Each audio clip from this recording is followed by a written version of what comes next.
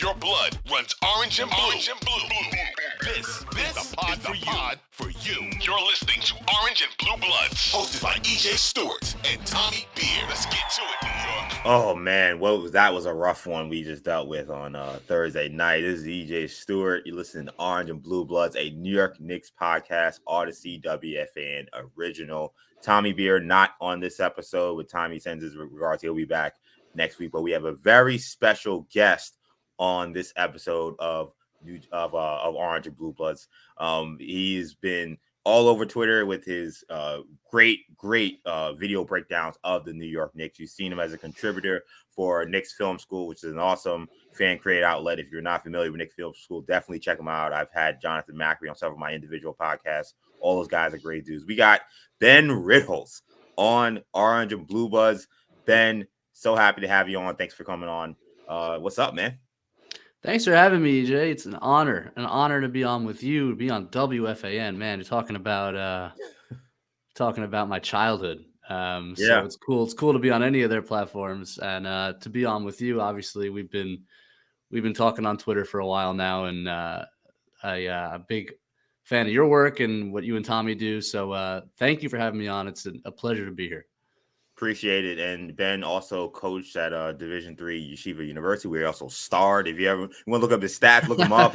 He's certified. He's not just a guy that I played a little bit. He's got real numbers. I've seen the career highs and the point total. So Ben could hoop.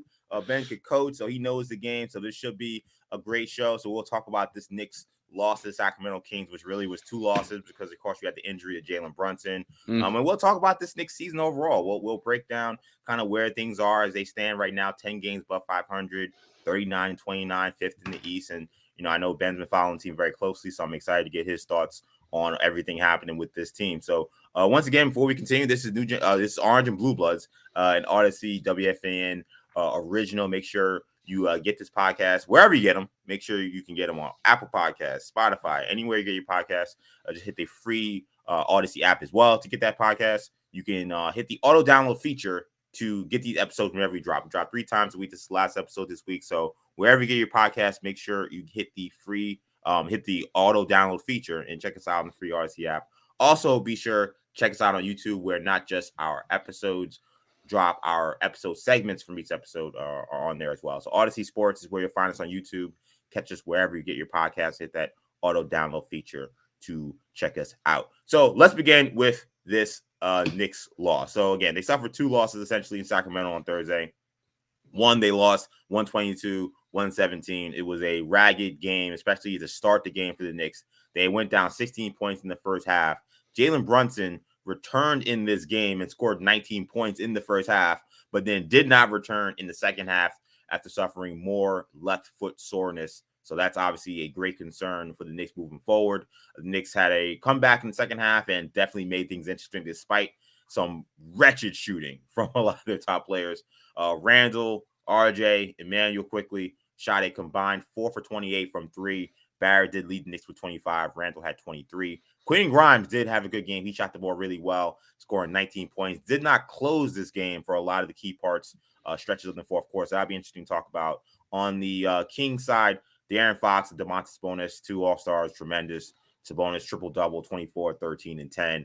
De'Aaron Fox, huge buckets, 15 points in the fourth quarter. He had 23, 7 assists. So tough loss for the Knicks. They trailed most of the night. They had a chance to come back late, but were unable to overcome Fox despite a dominant offensive rebounding performance. They had 23 offensive rebounds in this game, but Fox kind of put them away. So, Ben, starting with just the shooting that we saw in that game, how much do you feel like you can really attribute this loss purely to that? Because it was a huge issue. There were plenty of stretches in this game where the ball goes in, you feel like the whole dynamic of the game changes, and Knicks just could not find shots to go down. Yeah, it's never one thing, but I would say that the shooting issues were the primary thing in this game. They got themselves so many chances on offensive rebounds. I mean, one of the reasons that the number is so high is because they clanked so many shots. Right. And they clanked them bad too. It's like the rebounds are coming out to like the foul line where Josh Hart was getting them. So yeah, it was a really rough shooting night. I do think that was the primary driver of the loss. I thought they did enough effort-wise in the second half and on the defensive end to win this game. I just thought they couldn't get shots to fall ultimately. So, yeah, I do think that was the primary issue they had in this game.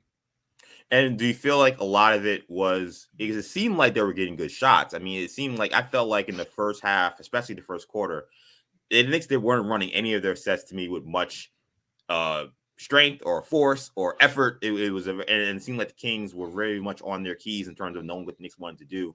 And it seemed like in the second half, the Knicks were starting to get the kind of looks you expect them to get, especially, after the offensive rebounds. Do you feel like they were getting good shots? Do you feel like shot selection at all was an issue down the stretch? Or do you feel like it really was just guys not making shots?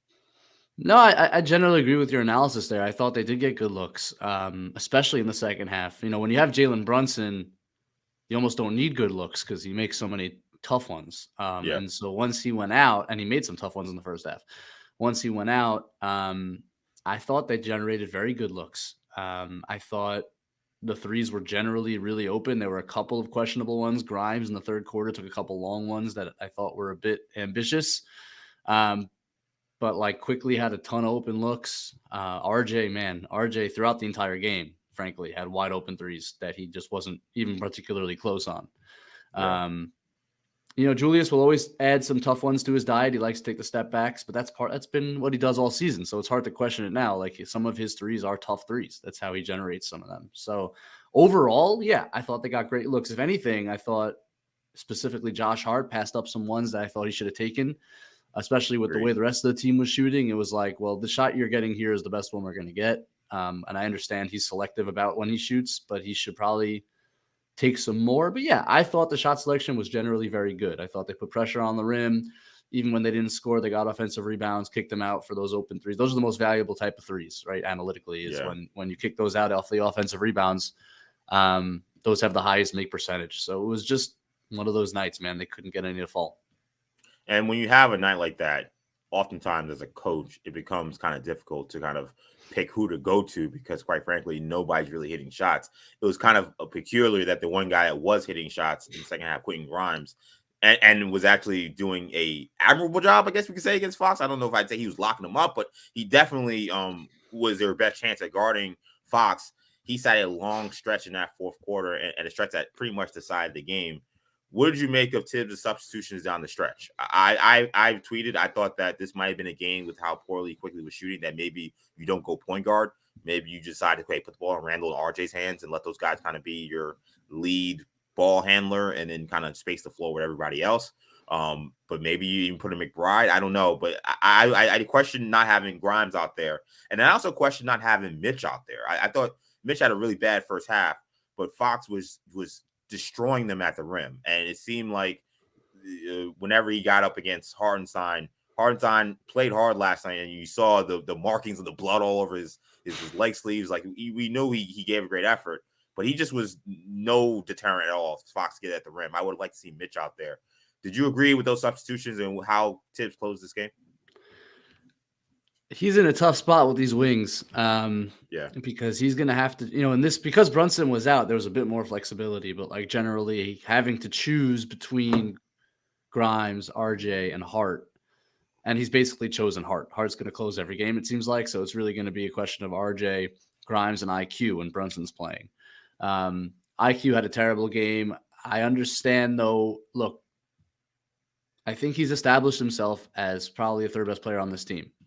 I think it says something, and I think it's a worthwhile message to send, which is even when you're not having a good game, and he's had very few bad games over the last 2-3 months. So, even when he doesn't have it, I'm going to let you close because I trust you. I think that's a valuable message. So I don't want to – I know I saw a lot of why is Quickly in this game. Quickly's in the game because he's been great. So you trust him, and he was the only point guard out there. So I didn't mind that. I questioned having RJ in there over Grimes last night. They took him out. I think they took Grimes out with 4:30 left, and for RJ. And RJ, look, he's resilient, man. He keeps going, and he turns what was he does this a lot, right? Where he turns a abominable first half and turns it into at least I got my 25 on 23 because I had a good second half, or I was relentless to the rim and I got to the line. But I just felt like Grimes was more valuable in that matchup for the reasons that you stated. Like, he clearly was their best option on Fox. Like, Josh Hart is a wonderful defensive player. He's not meant to guard the quickest guards in the league. That's just not him. Like, he's really good off the ball. He's really tough on wings. You ask him to guard the fastest point guards in the league, he's going to get blown by, especially when he hadn't sat since he came in about midway through the third quarter. So we're talking about a guy who's played that many straight minutes. And playing hard minutes, too. I mean, you saw, I mean, this guy was an animal on the glass. As hard as you'll ever see a guy play for a half, right? I mean, he was everywhere. So it's like asking him to now guard De'Aaron Fox is probably too much. So I did think that Grimes should have been in the game. And RJ, as much as his downhill attacking helped get them where they were by the end of the fourth there to have a chance to win it, I just didn't feel like his value was the same as Grimes in that spot. So I did disagree with that. That said, I have trouble getting too upset about another guy. Like, RJ's your guy, man. You just signed him. He's young. He's like been with the franchise. I understand a coach saying, like, I got to close with this guy. Right. And so I don't know. I'm mixed on it. I think I would have gone with Grimes down the stretch. I don't envy the position of having to choose between those guys because it's not easy. But I think Grimes was probably the right call. And I feel like you mentioned the kind of conundrum they have at the wing, which is kind of ironic because they kind of had a conundrum with Cam Reddish that they just decided he was not part of the equation. So a conundrum that was a conundrum, especially for some Knicks fans, just ended up not being one for this team because they decided just not to play that guy.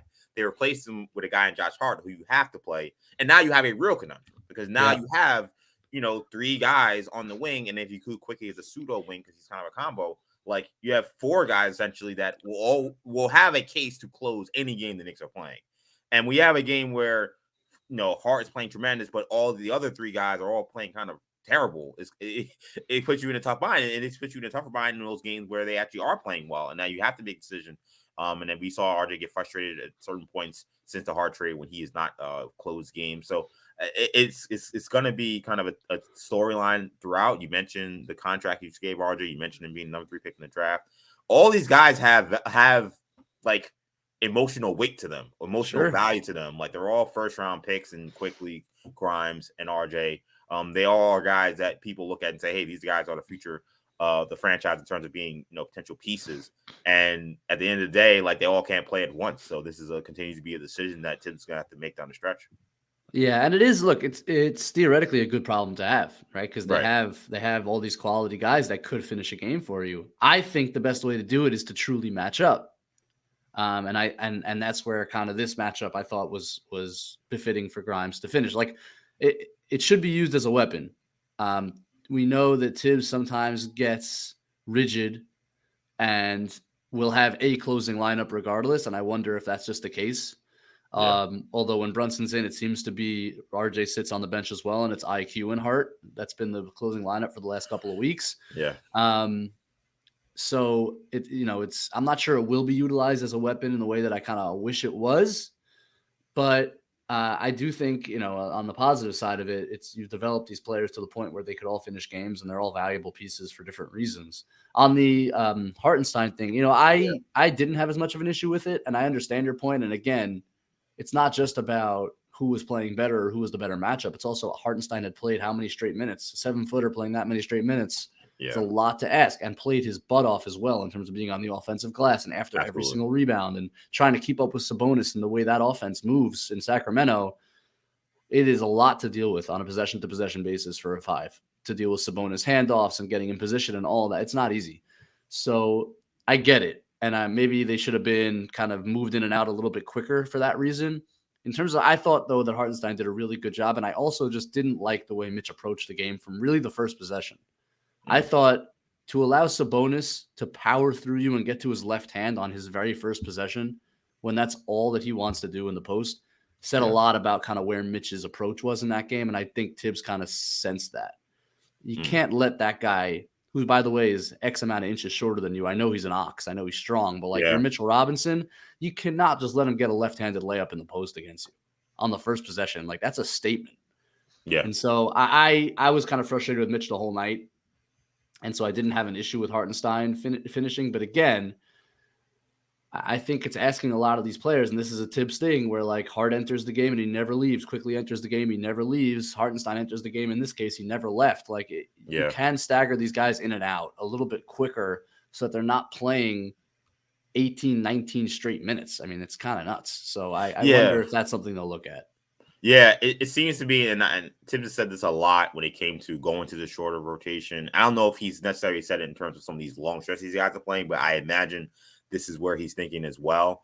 He seems to value guys playing in rhythm and guys playing well and riding that out and feeling like even if they're not playing so great, I can ride this out and hopefully they'll find that rhythm and get that touch. I think he saw Hartenstein playing so well and he figured, he's in a rhythm now. I don't want to bring in Mitch, who's cold, who hasn't played in a while. I thought Mitch, we'll talk about Brunson in a second. I thought Mitch, he had a couple of Knicks necks in this game too. I don't know how 100% healthy he was in that second half. And I had someone tweet me, maybe that was why he actually didn't play. But either way, like it seems like Tibbs in these stretches is like, look, this guy is going, he's playing well. Like I'm just gonna ride him. But it's just uneven because then you have Quentin Grimes who was playing really well. And he elected not to put him in to go with RJ. So that's the one thing I've always had trouble with Tibbs at times. It feels like there's too much inconsistency with like when he decides to go to his principles and when he ignores them. Yeah, and on the other side of it, it's hard to argue that since he went to that 9-man rotation and is kind of employed quickly in this way, quickly's made a huge jump in terms of his production and his effectiveness. So like he said that I've heard him in press conferences say like, since we made that change and it's specifically affected quickly in his rhythm. And what he means by that is I just leave him in the game. And it's worked. So it is a bit hard to argue against. And the question is like, is there diminishing returns when guys play that long? Maybe quickly has a certain level of stamina. I'm not sure you could apply to Isaiah Hartenstein, who's a 7-footer and is a backup setter. Like, I don't know how effective he is when you play him that many straight minutes. And even quickly now, I know the Boston game was kind of an exception because of how long it was and how many minutes he played, which was crazy. But he hasn't looked the same since, and you wonder if he's still recovering from that. And that's not really, double overtime game is a double overtime game. He was great in it. It's hard to blame Tibbs for playing him that long. But again, you just wonder in terms of your substitution patterns in this game, if you could have been a little bit more judicious in terms of subbing guys in and out and trying to stay fresh, especially, as I said, against the pace of Sacramento, which is extreme. Yeah. Yeah. And before we get to Brunson, what did you make? I mean, this is the first time a lot of Knicks fans watched Sacramento this season. I believe Tommy talked about it prior to the game that Sacramento has one of the best offenses in the league, one of the fastest paces in the league. A lot of Knicks fans, I think, maybe some of them were a little surprised considering what the Kings have been for the last 15, 20 years at this point. How were the Kings so successful in being able to break down that Knicks defense, which we know has played at a pretty good level for a little while now? Yeah, I thought, it's an adjustment to play a team like that. And you definitely saw it early. Like they were not ready for that kind of pace and activity on the offensive end. And Sabonis is the hub, like just dribble handoff into post, into pass, into like split action. Like they just run a ton of stuff consecutively that's hard to adjust to and not similar to most NBA offenses. Fox is a load to deal with. Like he puts so much pressure on you just because of his speed.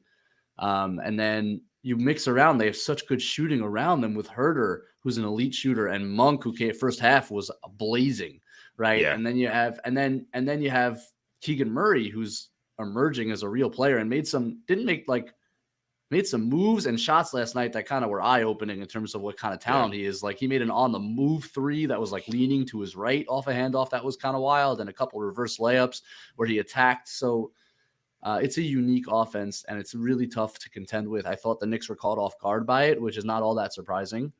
And I think they adjusted throughout the game and started to deal with it better as the game went on. I didn't think they gave up a lot of easy points in the second half. And then I thought De'Aaron Fox, which he's done all year long, just closed the game.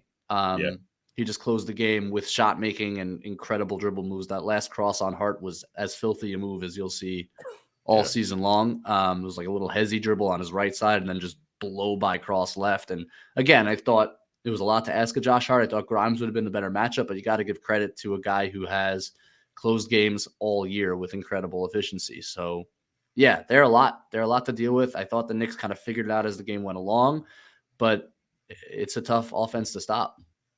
And it was also unfortunate to see Fox doing what he was doing. And you mentioned how great he is. He's been the leading scorer in clutch points all season. So again, I think not just Knicks fans, a lot of NBA fans who have not paid attention to Kings this year. That was a national TV game. Were like, wow, okay, this is what the Kings have working with right now. Fox was tremendous, but it was unfortunate to see Fox be able to go essentially almost unopposed in closing that game, because we know for the Knicks, that closer for the most part has been Jalen Brunson. And Jalen missed this part. I think that was a crucial piece of this game, that the Knicks couldn't match Fox's offensive output. If you're coming into this stretch of games here where you don't have Brunson, how can the Knicks adjust late in games to try to make up for it, or can they? Is it not? Is it going to become a thing where they're just going to have somebody step up from night to night and figure it out kind of by osmosis? Yeah, it's crazy, right? The difference that you see when Randall's option A instead of B. It's just so evident, like in how much he struggles to just contain to protect the ball, dribble the ball, right? Yeah, exactly. It's like when off, and we saw. Look, it's like all from the Atlanta series. Like we understand, we know, like when teams load up on him and can load up on him and not worry about the consequences of doing that. He's just not a quick enough decision maker, and he's not quite secure enough with the ball to make things happen. So I don't think the answer is running things through Julius. And against Boston in that first overtime and in the fourth quarter, you saw the same thing, right? No Brunson. Now, what they did in the second overtime was they handed the offense off to IQ and quickly made plays and won that game for them, brought it home. I think that is the answer, is like IQ with more responsibility with the ball. The issue in this game was that IQ was just having an awful night of it. And so can you rely on him night to night to be that guy? Well, that's the next step for Emmanuel Quickley, is he that guy like a Jalen Brunson where I can just hand him the ball in the fourth quarter and expect him to generate shots for my team? I don't know if he's quite there yet. I think he's really made a huge step this year, but I don't know if he's quite there yet. And it becomes an issue. Like RJ is a guy that theoretically should be supplying that offense in the late game, but they don't trust him with the ball at all down the stretch. And I don't know if they're wrong not to. Like, I don't think his decision-making throughout the game entitled him to that kind of responsibility down the stretch. So you're in a tough spot. Like in that game, you kind of sense it, like, where do they go for this offense right now? Yeah. And Tibbs will default to like Julius stuff, and the Julius stuff was a bit of a disaster down the stretch. Grimes isn't really quite ready to like have those on-ball reps yet, so he wasn't the answer. It's hard, and their offense, as great as it's been this season, and I think everyone gets credit for how great it's been this season, it's not a very creative offense. Right? It's essentially, we're going to bully you. We're going to get isolation. We're going to run it down your throat and get offensive rebounds off of that and get to the line a ton. Like, that's what we're going to do.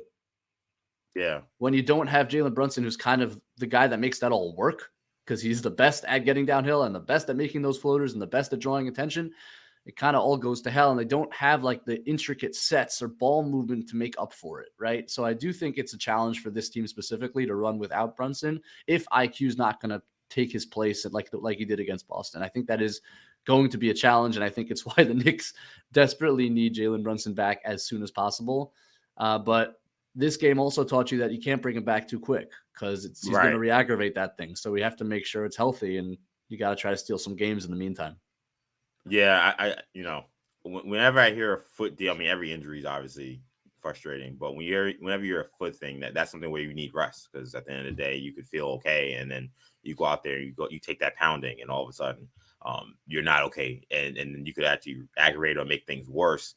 So I kind of wish the Knicks would have held a little more restraint. I know Jalen wanted to be out there. I know he wanted to start this West Coast trip and play throughout the way, but I it's unfortunate that he had that situation happen with the foot injury, because now, who knows how long he'll be out. And as we saw in the game on Thursday night, or the game against Charlotte, like, this is kind of what the Knicks are when they close games. And it looks a lot like the 2021-2022 Knicks. Like, a lot of the same issues that Knicks had closing games that season, they look like the exact same team. I'm watching Randall get the ball ripped out of his hands by Harrison Barnes. I'm seeing the team not be able to execute inbound plays with Harden and Randall having confusion. Like, they really need to make sure that they can get Brunson healthy. And in the meantime, they're going to have to hold on for dear life. What they can do is they cannot start a game down 16 points and shooting as poorly as they did in that game. That will help them a great deal to avoid those kind of situations. Yeah, exactly right. And I think it's easy to look at the fourth quarter of games because these games inevitably like swing back and forth now in the NBA and they end up close. But like you're exactly right to look at that first quarter and that start, and the Knicks just weren't ready for the Kings energy and pace and ball movement. And I think you really look back on the game as a whole and you say, yeah, they could have shot the ball better, but had they come out a little bit more ready for that game, I think they probably win this one. So it's a good call out. And to think about those first quarters, generally the Knicks I think have been pretty good in the first quarter this year. Yeah. That was a pretty rough one. So yeah, 100%. Yeah, so Knicks lose this one 122 or 117. They now move on to their Los Angeles back-to-back they have coming up. They got the Clippers Saturday, Lakers Sunday. So NBA scheduling not doing any favors for this team, but we'll see how that goes. I want to kind of take a kind of a more macro look at this season as we have Ben Ritholtz here of Knicks Film School breaking down the game last night. We're talking about this Knicks season so far. The job performance of Tom Thibodeau. It's been much talked about. Whenever you have a Knicks head coach, the job performance is always going to be up in front and center every single game. They want to fire him after one game. They want to give him coach of the year at the next game. So this is just kind of where the territory comes with Thibodeau. He took the job over, of course, in 2020-2021 season. Knicks right now currently 10 games above 500. Again, 39 and 29, which is good for fifth in the East. Overall, how do you feel Tom Thibodeau has done this season? He's had to make some very, difficult decisions. He decided to remove Evan Fournier and Derrick Rose out of the rotation, which may seem like obvious moves today, but at the time, considering what Rose means to him and what Fournier's contract means to the Knicks, were not easy decisions. Overall, just how do you assess kind of what he's done with the Knicks so far this season? I think you have to say he's done a great job. I think I know where I was before the season is like this being around the 500 basketball team. They have exceeded that. I think having the fifth best offense in the NBA, which they still do as of today,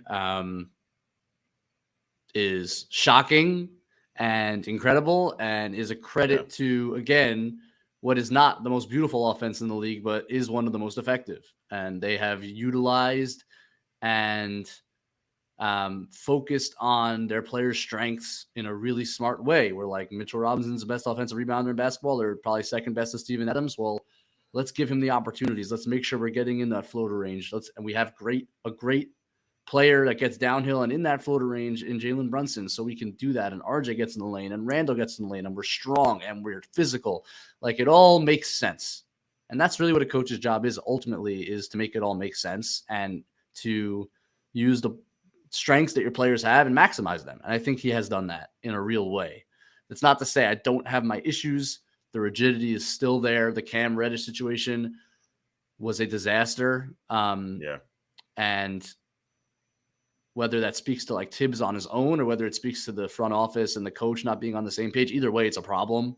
And it was a waste of an asset and a shame. Now they can move on. It's not going to like kill the franchise or anything, but it needs to be talked about. I agree with you that the Fournier and Rose thing, again, like it's easy for fans to say, get those guys out of here. But like when the owner's paying the money that he's paying, and when especially Tibbs to Rose and like what that relationship means to him and Rose, just what he meant to the team the last couple of years, not as easy a decision for a coach to actually make. And the fact that he made it and the team has taken off from there, I think is a credit to him.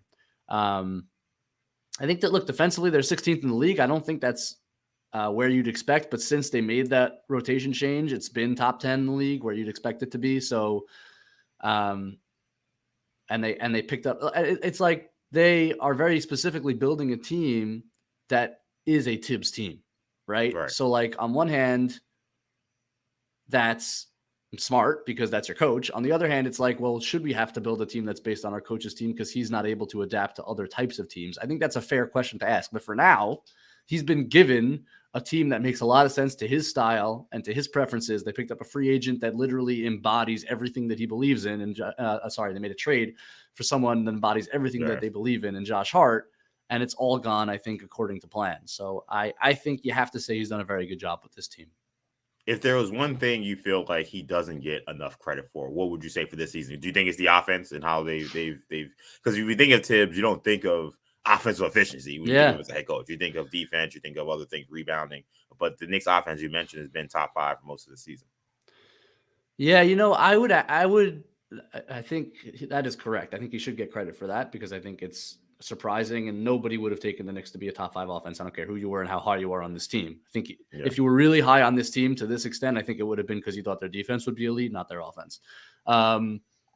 But the thing about a Tibbs team, and I think this has been true since he's been here, is, and he doesn't necessarily get enough credit for it. And I think when people want other coaches, other franchises don't necessarily get this. Where like that last night's game is a great example. That's a blowout in a lot of different cases, depending on who the coach is and the way and his style. Like you're still coming off the Boston game. The Charlotte game was a rough loss. You just got to the West Coast in Sacramento, which is one of the best atmospheres in basketball, and that team is flying and they're hot. And you're down 16.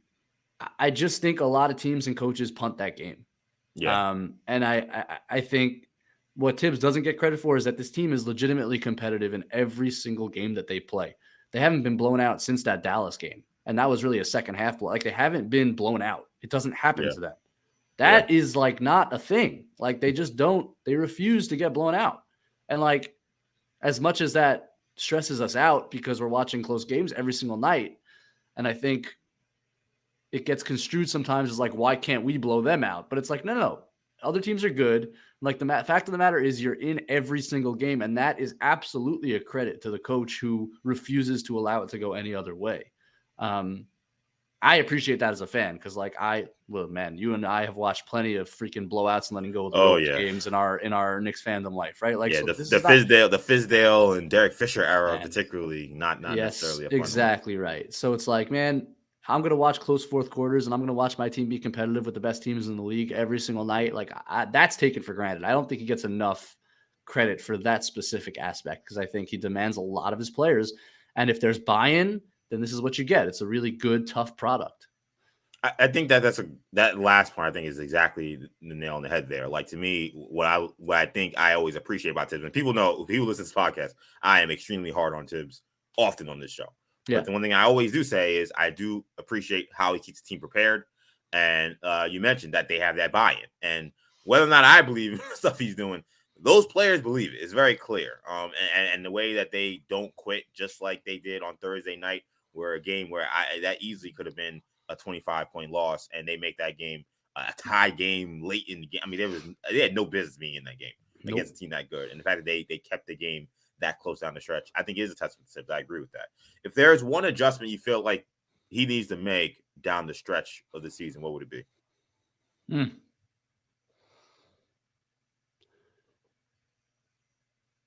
Like that he'll realistically make or not? That's a good question. How about just behind this guy? Let's not like limit it. What's an adjustment that because the reason why I say that is because we got to the playoffs in 2021 and all year we were saying Alfred Payton needs to be taken out of the rotation. He definitely should be starting. And it took him until game 3, but he eventually did get to that point. That's why I say, I mean, I wouldn't have thought that was realistic based on how he had rode Alfred Payton that year. So that's why I say, let's get crazy. What could he possibly do?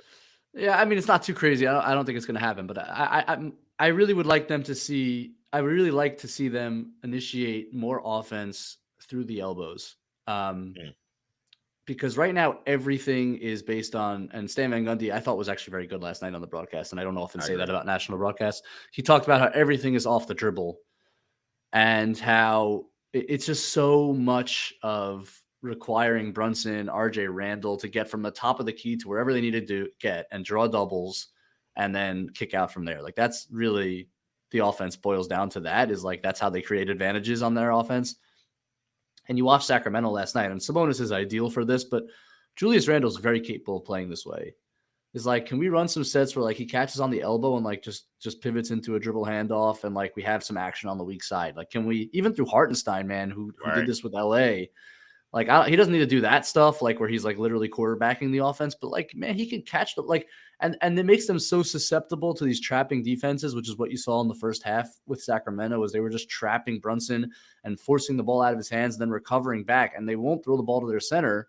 And so it just gets so stagnant and ends up in a late clock isolation. And it's like, well, you can run some stuff like you're entering the ball early and like let Brunson come off a down screen. Like he doesn't have to do everything from the top of the key all the time.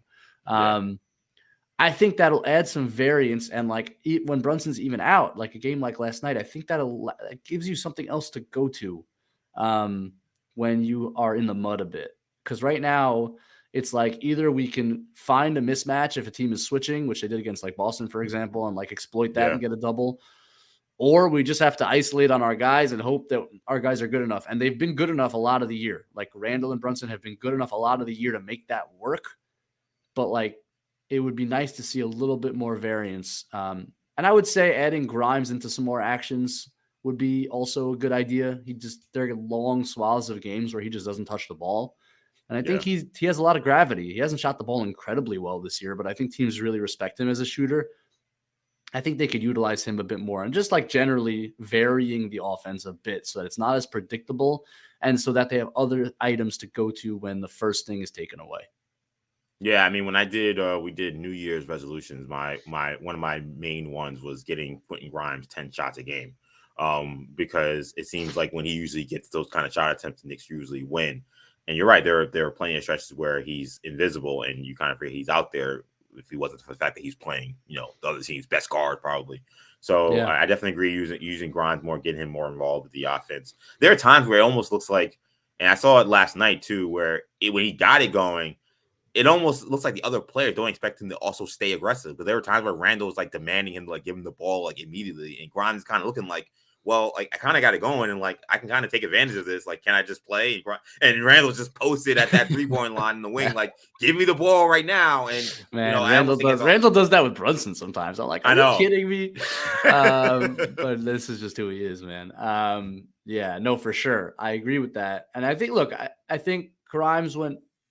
You saw last night when they needed a little bit more juice for him on the bounce, like he had a bad turnover late. Because he's not quite there yet as like a guy who can create off the dribble without the advantage created for him. So like when someone kicks out to him and someone's recovering, now he can blow by them. He does that very well. But like to create his own advantage, I think is still a challenge, but I'd like to see him get more opportunities and even just like within the flow of the offense, like pivoting into a dribble handoff with him, running a pin down screen for him just to get him a couple more shots and let him get. And I wonder if, because I believe in his shot, I think he's a 40% 3-point shooter. I wonder if just like more consistent touches will get him there. Because I think it's hard right now. Like he just sits there and waits for that one crazy one-handed sling pass from Randall to hit him in the hands. And he's got to make that shot because that's his only opportunity, right? I think a bit more flow for him would go a long way. So I definitely agree with that. Yeah, I mean, I think it's one of those things where I hope the team kind of understands his value as a whole. I do quickly want to go through just kind of where some things lie with this team. Brunson and Randall had tremendous seasons, as we've mentioned. Grimes, RJ Barrett, very up and down this season, some plateauing, yes, in some of his progression, but he's had some good moments. Mitchell Robinson has established himself as one of the better bigs, particularly defensively and on the glass. What's been most surprising to you about this season so far, from the team perspective? Yeah, I mean, it would be the offense, but we've touched on that already, so I'll try to think of something else. But yeah, where their offense is rather shocking to me. Most surprising thing. I would say it has to be Randall's bounce back. I think, it's hard to talk about now because his last two games have been pretty rough and he's kind of gone back on some bad old habits from last year that are hard to watch because I wanted to send him out of town last year, but same like a lot of people. Yeah, but I think it's a major credit to him. The way he's changed his game, the way he's allowed Brunson to take the reins, the way he's changed his shot diet, the volume of 3-point shooting, even when he's not making a ton, but like he's taking them so often, and he's around 33, 34%, whatever, but teams have to respect it. He takes tough ones, and like some games, his 3-point shooting just carries them when he gets going. His offensive rebounding in his own right. He's been much more aggressive on the glass this season. He's finding ways to help them win. And until the last couple of games, and last night was really bad, his defense has been has improved a ton. And they've allowed him to switch more liberally, which I always was calling for because I think he's pretty good at that. And he's generally been more aggressive and better than he ever was in drop, which he's terrible in. Last night was bad. Fox blew by him anytime, and Monk went off on him in the first half. I just didn't think he was in position. I don't know if he's just exhausted. I don't know if he's unfocused for whatever reason right now, but he's got to channel it back, because what he was doing prior to that during the win streak was extremely impressive on switches. Yeah. So like, we've read articles where like he's definitely changed his mindset and he's more focused and he's trying to clear his head of distractions, and he deserves so much credit for that, because what went on last year I thought was irredeemable, and he's redeemed himself. So I think that has to be the most surprising thing, and it's frankly allowed them to make this kind of leap this year. Yeah, Randall, we've mentioned. I mean, he went from a guy that me and Tommy were talking about. Hey, man, sell high on him. And now to the point where you're like, hey, I guess he's kind of just part of the team now, because the way he's played, you kind of can't just give him away unless you're getting maybe a star back at this point. So I agree. Randall has been a big surprise this year. We're running quickly out of time here, but how sustainable do you feel like the production from Randall and Brunson, assuming he's healthy, how sustainable do you think that is come playoff time? It's a great question. You're talking about playing against teams like Cleveland in that first round, potentially. Yeah. Most likely, really. We know what Evan Mobley is defensively. They don't necessarily got great guards defensively, though, I assume. No, but they play hard. They play hard now, and they both improved. Hard. Garland and Mitchell have both improved on the perimeter, but they're small. Yeah. I have no questions about Brunson. Zero. And like the only question I have about Brunson is whether teams are going to force him to move to get rid of the ball, which I think is likely. Yeah. And they're going to make Randall beat them. I think if you let Jalen Brunson play pick and roll in one-on-one isolation, especially against small guards like that, you're gonna score a lot of points. I think he's that good. I just think he's that good. I mean, you saw it last year in the playoffs, right? When Luka was out, like he's proven that he can do this, and I have zero doubts. He's just an elite shot maker. He just is. And everyone needs to just accept that, because it just is who he is. Randall, he's winning me back. And I even throughout the good stretches this year, like when Macri had me on Knicks, I'm like, I'm not won over just because there's still the decision-making issues. And there's still, like I said last night, he's on delay. He's on 3-second delay sometimes. Yeah. In terms of like, he just doesn't process what's happening in front of him quickly enough to maintain the advantage, make the right play. And I wonder how that translates to a playoff team. And I wonder how that translates. Let's say he becomes the third best player, because I think ultimately if this team wants to get where it wants to get to, it's going to need another player better than him. How does he look as a complementary third piece? And like, can he be in that role and be that effective? Those are, I think, real questions about Randall that I still do have. And it does, when I'm really thinking deeply about it, like, do I think he's the long-term solution at power forward for this championship team with Jalen Brunson on it? I don't know the answer right now. I'm not positive that that's the case.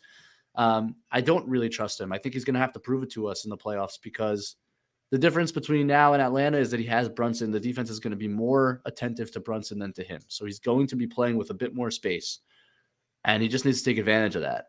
And if they do force the ball out of Brunson's hands, he's got to be the guy to make defenses pay. We'll see if he can do it. I think he can, but I think he's got to prove it to us.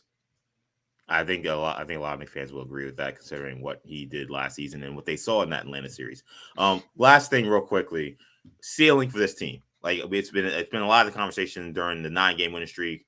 Maybe people tempered their expectations. Some people maybe who jumped out of the window or trying to climb back into the window, and they're upset after what happened. The Kings and the Hornets game. Ceiling for this team for a playoff run. Is it Eastern Conference Finals? Is it first round? Is it semifinals? Like where do you see in terms of ceiling? Not necessarily your pick, but just what do you think this team can go, given how well they've played throughout the season?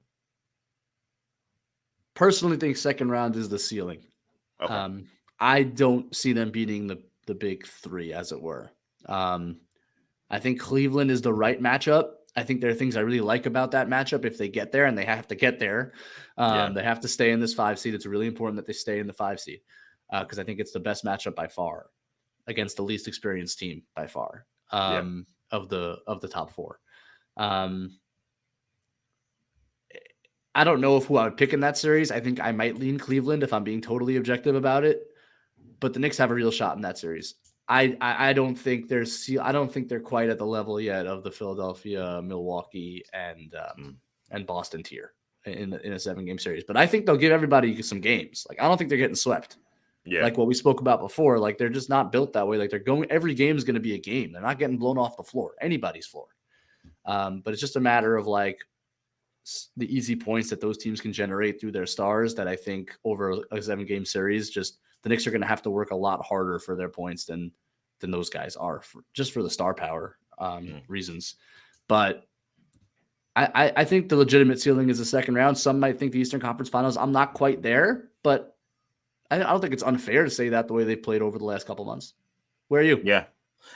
So I've been recently, after that, during that 9-game win streak, I thought Eastern Conference Finals. I thought, to me, Boston became a team that I'm not saying they would beat, but no longer a team that I feel like they have no chance against. Like if you would have asked me 3 weeks ago, I would have said no chance against. Well, if you asked me about 4 weeks ago, I would say no chance against Philly, no chance against Boston, no chance against Milwaukee. Then I saw those 2 Philly games and said, I think they have a chance against Philly. Then I see the 2 Boston games and I say, okay, I think they have a chance against Boston. So to me, those are the teams you would potentially face in a second round. So if they see those teams, I say, I think they have a shot. They're not going to beat them in anything less than 7, but I think they will have a chance. I don't think they can beat Milwaukee. I think that is where the buck stops, no pun intended. I think that Milwaukee, they are not going to be as affected by the Knicks' physicality and their size down low. And that would be a big factor. I think the fact that you have Brook Lopez patrolling the paint, Randall and Brunson's abilities to get whatever they want around the basket, I think would dissipate greatly. And then, of course, Giannis is out there as well. That's a terrible matchup. But I do feel like the Knicks have shown that they just look comfortable against the Celtics. That they don't. It's like sometimes you get those teams that just don't fear another team. And I know that's kind of like getting to narrative talk, but I just feel like when I watch RJ up against Jason Tatum, he just feels comfortable. When I watch the way Brunson and Randall play against those guys, they don't look like they feel like they're inferior. A lot of times, half the battle is you believing you could beat these teams. Yeah, I think the Knicks would feel like they could beat the Celtics. And the Sixers deal with Doc Rivers coaching a playoff series, I'm always going to be. I picked them to go to the finals. I picked them to win the championship this year. Doc and I'm and still James. saying, yeah, Doc and James Harden, a guy who, when he plays a 7-game series, having you seen now every pattern he has, that every move he's going to do, and everything they're going to run offensively, I see him look like a pitcher that's going on that third start of a 7-game series. That's what he looks like to me every time I watch him in the playoffs. So for that reason, and I think that if you're talking about teams equipped to guard Joel Embiid or at least not get destroyed, I think Knicks are one of the teams that we say, okay, they have a fighting chance with Mitch and Hartenstein. So that's why I would say ceiling Eastern Conference Finals. I think that's fair, and we'll see how the rest of the season goes. I maybe am too slow to like accept that this team is like really an upper echelon of the Eastern Conference, and maybe they have been playing that way. So I think it's very fair to go there. I'm mentally not quite there yet. I also think that, in the discourse, I think Cleveland's been a bit underrated in our rush to supplant them as the 4 seed, and just like thinking about that matchup ahead, which hopefully will happen. That team, like in terms of net rating, is 1 or 2 in the league. They're better than I mean, they've legitimately been in some, if you're looking at the metrics, the best team in basketball according to some metrics. So like their defense has been elite. Their offense has been top 10. Donovan Mitchell is a proven playoff performer. So I think Knicks fans should not take that series for granted. I'm not saying you can't say they can win that series, because I think they can. I think Cleveland's really good, and we should at least have the proper respect for that team. They are very good. So we'll see. I'm just hoping it gets there. I would love to see that, whether, if the Knicks can stay 5, so that we're going in with like really feeling like we have a real shot at this. That would be so cool. That would be so cool. Yeah, no. If the Atlanta series taught Knicks fans anything, is that they definitely should not take the first round for granted. No. There's a lot of good teams out there, a lot of good players out there. Ben, I could talk to you about the Knicks for another hour, but I've run out of time here. Thank you so much for joining us. Let people know where they can find you. Sure. Thanks, man. It's been a lot of fun. Yeah. I'm at Ben Ritholtz NBA. My pseudonym, as it were, is Ritholtzman. After the classic Red Holtzman, the greatest coach in Knicks history. So if you find that guy pointing, that's me. But you can find me there, and I'm on Macri's pod a lot. I do some of his post games with him to start, at least. So all over Knicks Film School, all their stuff, YouTube videos, film breakdowns. Like, I'm all over all of that. So follow Knicks Film School if you're not already, because you'll find me there as well. And otherwise, all over Twitter. So thanks for having me, EJ. This was a lot of fun. It's been great. Thanks, Ben. Ben does amazing work for Knicks Film School, amazing independent work. Check out his video breakdowns. You want to learn about just the sport of basketball. Like I've learned a lot just watching Ben's breakdowns. Make sure you check that out. Make sure you check him out on those post games, those podcasts with Knicks Film School. All those guys over there do tremendous work. So thank you, Ben. Thank you guys for listening to this edition of Orange and Blue Bloods and Audacy WFN Original. Remember, you can get these episodes wherever you get your podcasts, including the free Audacy app. Make sure you hit the auto download feature on your streaming service so you can make sure you get these episodes whenever we drop. And check us out on YouTube. You can find us on the Audacy Sports channel. That's going to do it now. For now, though, thank you guys so much for checking us out. For Ben, I'm EJ. Take it easy, guys. Peace. Beat LA.